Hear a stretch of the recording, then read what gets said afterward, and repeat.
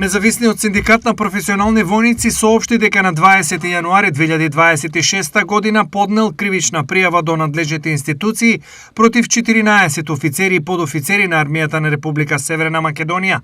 Од нив 9 офицери се од Штип, а останатите од други армиски единици. Се сомневаме на сторени кривични дела, злоупотреба на службена положба и овластување.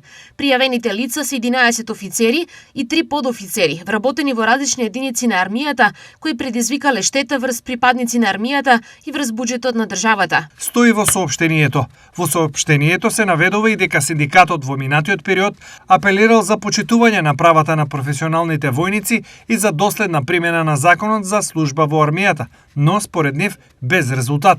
Синдикатот информира и дека, како што тврдат, во моментов против нив и нивни членови постапуваат 4 генерали, за кои најавуваат дека ќе поднесат соодветни пријави во наредниот период. Упатуваме апел до претседателката на државата и врховен командант на армијата, Гордана Силјановска-Давкова, да ги преиспита одлуките за унапредување и поставување на одговорни војни позиции. Велат од синдикатот.